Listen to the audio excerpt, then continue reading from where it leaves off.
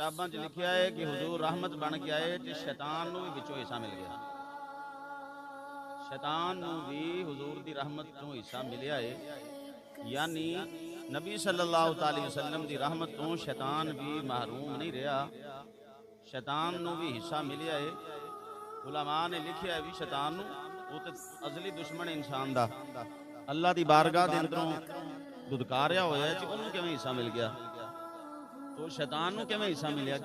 उलमा ने लिखिया है जदों अल्लाह रब्बुल आलमीन ने शैतान नूं अपनी बारगाह दे विचों बाहर कढ़ दिता और फखरुज मिनहा फइन्नका रजीम फरमा दिता कि बस इथों निकल और तू लानती हो गया है और क़यामत तक तेरे ते लानत बरसती रहेगी। कि अल्लाह ने नाल ही एक फरिश्ता उहदे ते मुकर्रर कीता।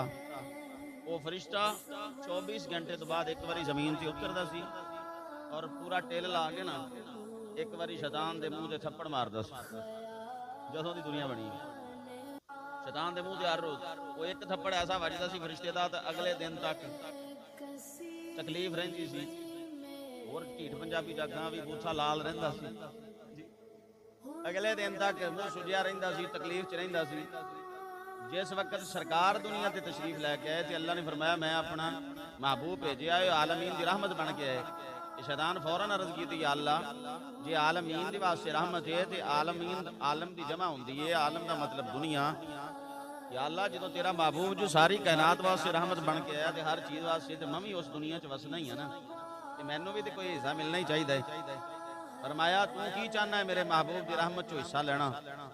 शैतान अर्ज की या अल्लाह ए जिहड़ा थप्पड़ वाला सिस्टम है ना, बोलो यार माल के कहना तो जिहड़ा थप्पड़ वाला सिस्टम है ना, फरिश्ता सवेरे सवेरे मेरे अच्छे तरीके दे नाल ठुकाई कर जांदा है, अगले दिन फिर अगले दिन तक तकलीफ रहिंदी है। तो मैं बड़ी तकलीफ च नबी सल्लल्लाहु अलैहि वसल्लम जो रहमत बना के भेजा या अल्लाह फिर मेरा हिस्सा इन्ना दे दे, फरिश्ते नूं दूर कर दे मेरे तो, थप्पड़ वाला सिस्टम खत्म हो जाए। अल्लाह फरमाया है तो तू लईन है, लेकिन असा यार दे सदके तेरे ते भी मुस्तफा दी रहमत चो हिस्सा रखिया होया है।